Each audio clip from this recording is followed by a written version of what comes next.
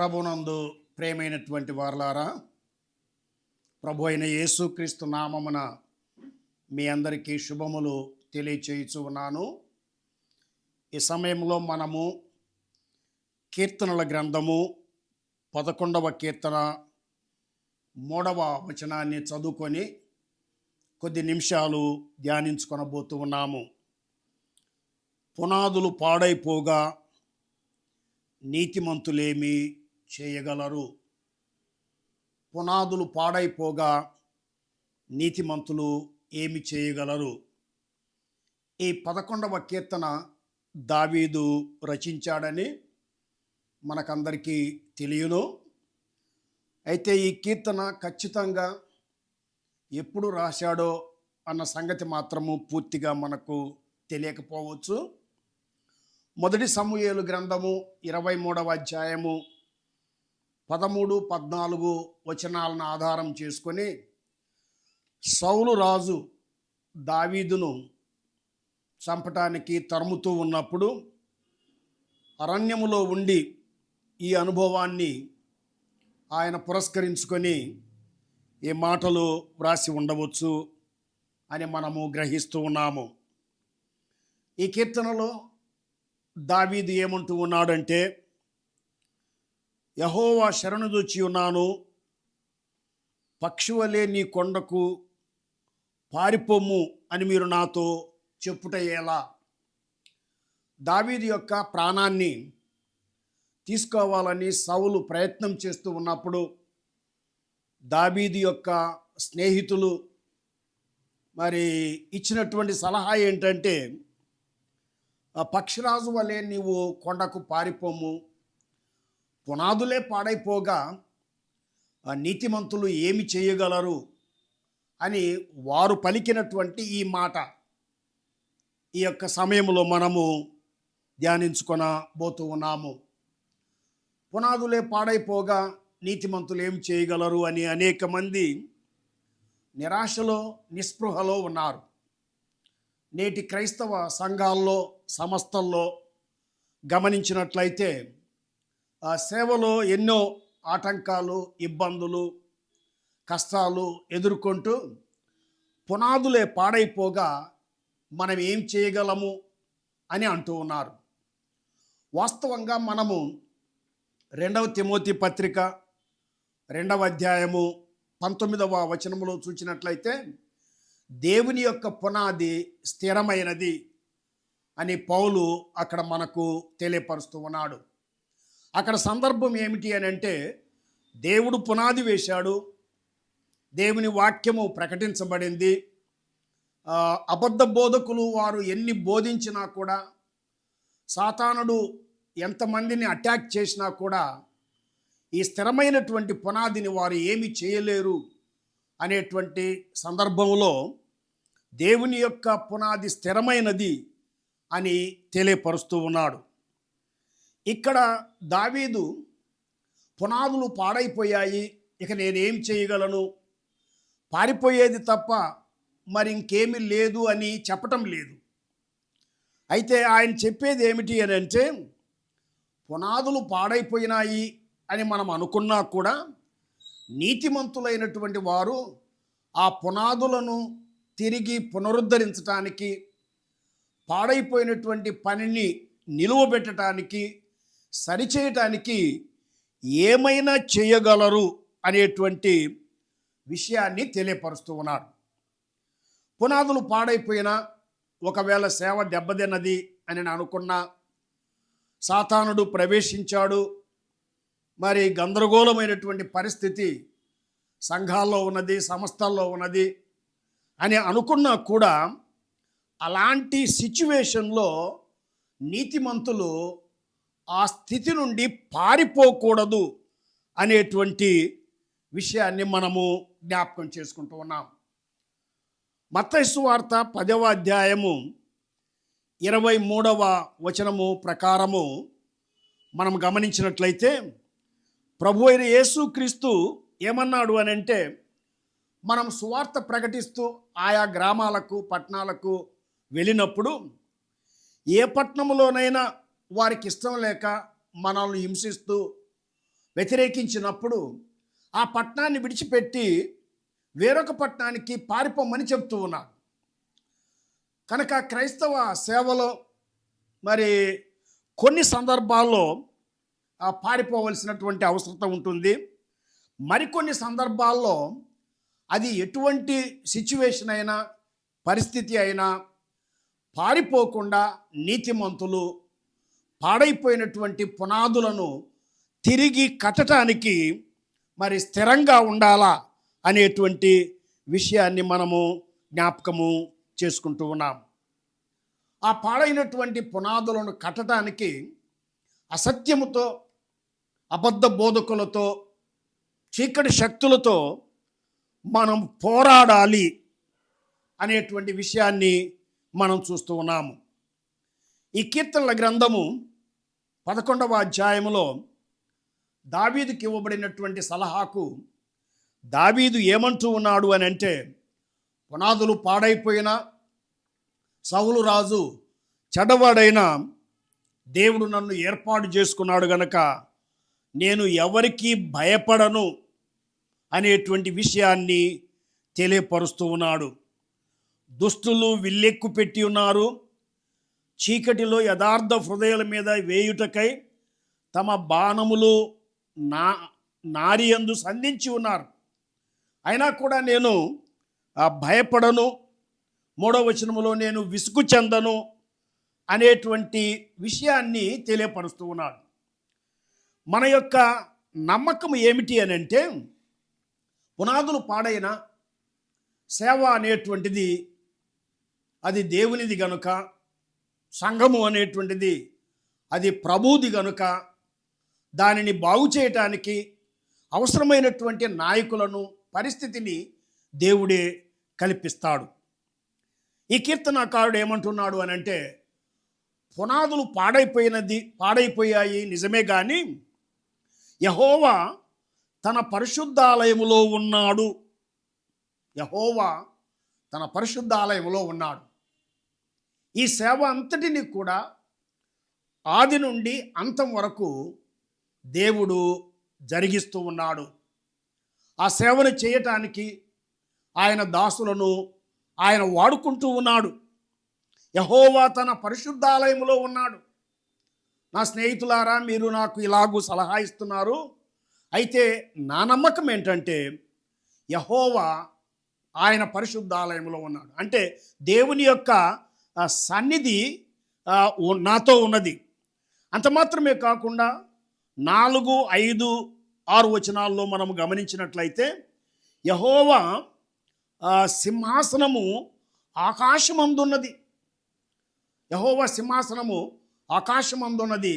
ఆయన ఆ సింహాసనం మీద ఆసీనుడై ఉన్నాడు. చూడండి, ఈ భూలోకములో ఎన్నో జరగవచ్చు. జరిగేటువంటి వాటన్నిటినీ, అవి సంఘములో కానివ్వండి, సంస్థల్లో కానివ్వండి, వెలుపట కానివ్వండి, ప్రపంచములో కానివ్వండి, వాటన్నిటిని కూడా సింహాసనం మీద కూర్చొని పరలోకము నుండి దేవుడు గమనిస్తూ ఉన్నాడు. ఆయన తీర్పు తీరుస్తాడు అనేటువంటి విషయాన్ని మనము జ్ఞాపకము చేసుకుంటూ ఉన్నాం. దేవుడు ఊరకుండడు, దుష్టులను అణగద్రొక్కుతాడు. అసత్యాన్ని మరి ప్రబలము చేయాలని అనుకున్నటువంటి వారిని నిర్మూలన చేస్తాడు. ఆ దుష్టులను మరి అగ్ని గంధకముల చేత, వడగాలి చేత వారిని కాల్చివేస్తాడు. నీతిమంతులను దేవుడు విడిపిస్తాడు అనేటువంటి ఆ నమ్మకము దావీదునకు ఉండినట్లుగా 4వ వచనము నుండి 6వ వచనం వరకు మనం చూస్తూ ఉన్నాం. చివరిగా ప్రియులారా, పునాదులే పాడైపోగా నీతిమంతులు ఏమి చేయగలరు? 3 విషయాలు జాగ్రత్తగా గమనించండి. మన సంఘాల్లో మరి పరిస్థితి ఎలా ఉన్నదో నేను వివరంగా చెప్పనవసరం లేదు. లేక మనం పనిచేసేటువంటి సంస్థల్లో పరిస్థితి ఎలా ఉన్నదో నేను వివరించనవసరం లేదు. అయితే పునాదులు పాడైపోయాయి అని మనం అనుకున్నా కూడా మనము నిస్సహాయులం కాదు. నీతిమంతులు చేయగలిగినటువంటి 3 ప్రాముఖ్యమైనటువంటి పనులను గురించి దేవుని వాక్యములో నుండి నేను మీకు జ్ఞాపకం చేయుచూ ఉన్నాను. మొట్టమొదటి పని ఏమిటి అని అంటే, పునాదులు పాడైపోయినా నీతిమంతులు ఏమి చేయగలరు అని అంటే, క్రైస్తవ విశ్వాసము కొరకు యథార్థముగా వారు పోరాడాలి. యోధా వ్రాసిన పత్రిక 3వ వచనములో, ప్రియులారా, మనకందరికీ కలిగేడు రక్షణను గూర్చి మీకు వ్రాయవలనని విశేష ఆసక్తి గలవాడనై ప్రయత్నపడుచుండగా పరిశుద్ధులకు ఒక్కసారే అప్పగింపబడిన బోధ నిమిత్తము మీరు పోరాడవలనని మిమ్మును వేడుకొనుచు మీకు వ్రాయిచు ఉన్నాను. పరిశుద్ధులకు ఒక్కసారే అప్పగింపబడిన బోధ నిమిత్తము, ఈ వాక్యము నిమిత్తము, సువార్త నిమిత్తము, సత్యము నిమిత్తము నీతిమంతులైనటువంటి వారు ఏమి చేయగలరు అని అంటే, వారు పోరాడగలరు. 16వ శతాబ్దంలో జరిగింది ఏమిటి అని అంటే, అసత్యానికి వ్యతిరేకంగా మార్టిన్ లూథరు ప్రాణాలను ఒడ్డి పోరాడినట్లుగా మనము చూస్తూ ఉన్నాం. దాని ఫలితమే ఈ సువార్త అనేటువంటిది మనము అర్థము చేసుకుంటూ ఉన్నాం. కనుక పునాదులు పాడైపోయినప్పుడు నీతిమంతులు ఏం చేయగలరు అని అంటే, వారు సత్యం కొరకు పోరాడగలరు. రెండవ విషయం ఏమిటి అని అంటే, పునాదులు పాడైపోయాయి అని అనుకున్నా ఇక మనం ఏం చేయలేము అని ఆ స్థాయికి రాకుండా మనం ఏమి చేయగలము అని అంటే, ఆ సిచ్యువేషన్లో మనము ప్రార్థన చేయగలం. ప్రార్థన చేయాలి. దానియేలు గ్రంథము 2వ అధ్యాయము 28వ వచనములో మనము గమనించినట్లయితే, దానియేలు ఆయన యొక్క స్నేహితులు ఉన్నటువంటి ఆ పరిస్థితి ఏమిటంటే, ప్రాణం మీదకి వచ్చింది. రాజు కనినటువంటి కలను, దాని భావాన్ని చెప్పలేకుండా పోతే ఆ దేశంలో ఉన్నటువంటి జ్ఞానవంతులను, శకునగాండ్రను, జ్యోతిష్కులను, ఇక మిగతా వారిని అందరినీ కూడా ఆయన చంపివేయాలని రాజు ఆజ్ఞ అయినది.